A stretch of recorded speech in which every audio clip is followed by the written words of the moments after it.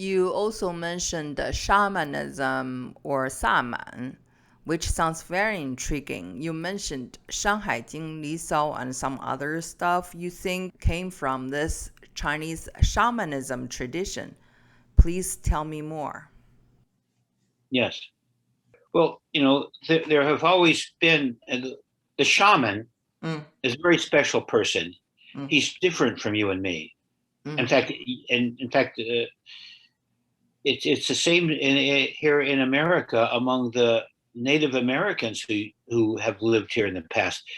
Uh, they all there's always this tradition of somebody in the group being different, having some sense of connection with the spiritual world. And so there's always been that person who can heal other people, mhm, can help other people in their spiritual life. mm, And very often, these people, to do their work, they need to go alone. They need to be alone themselves for a while. And mhm, also, many of these people, in order to be a shaman, mhm, you have to find some plants to eat. mhm, So you will have a vision, you'll be able to see, or you'll use those plants to heal with. mhm. And so, shamanism in China, shamanism is the origin of Taoism. This Yes, is this is where all of Chinese medicine comes from, yes. with these shamans going into the mountains and finding some plants, tasting them, and seeing what happens when they eat those plants Mhm, and how they can heal something. And so shamanism was sort of like uh, before Chinese civilization, you mm, have shamanism, but during the Zhou dynasty, you begin to see the end of shamanism and the beginning of Taoism. mhm, So Taoists, you can think of Taoists are civilized shamans, mhm, shamans who live in society, as opposed to the shamans who lived on the edges of society. mm. But anyway, shamanism was very important for the foundation of Chinese religion in terms of its Taoist origins. But nowadays, if people talk about Saman, the translation of shamanism, they would think of Mongolian, Tibetan religions that have those type of people who Yes, can foresee things. yes, this used to be also true of the Chinese Yes, until about 1,000 years ago. There were lots of Chinese who were shamans. yes, yes. So actually, I learned these things also from the Chinese costume drama. I don't know if you watch any. They have many dramas talk about mountains, talk about Taoism, Xiuxian, and also about Biguan and a cave. I hear you say you meet the hermits, 20% are Taoist and 80% are Buddhist. And you say the Taoists are more introverted and the Buddhists are more extroverted. Yes, well, that's just a simple way of describing the differences. Mhm. Since any simple description is always has its inconsistencies, but that's it's sort of a reflection of the different practices.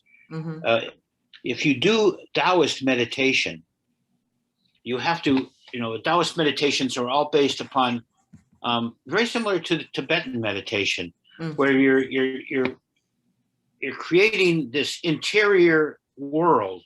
mhm, Your chi, mm, using the channeling your chi into different parts of this other body mhm, that you're trying to circulate. mhm. Have you gone to the circus before, Masi Tuan?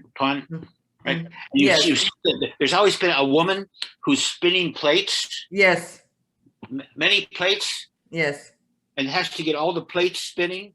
yes, That's Taoist meditation.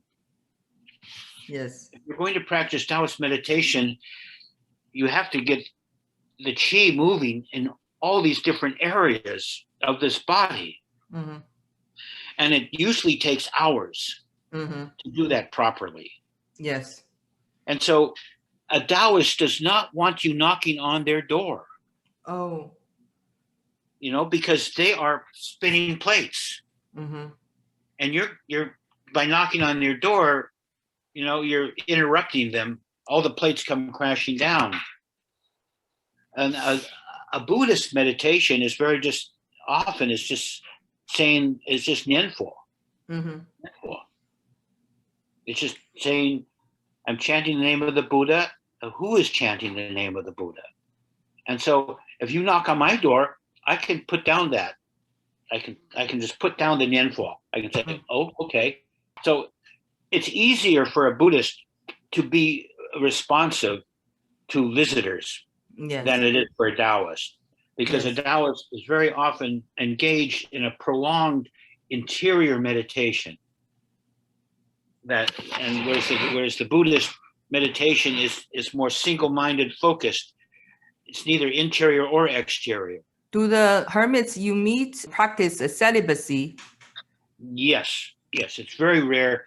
I've never met a Buddhist hermit who has where you see a couple, but I have seen some Taoists where you see a couple.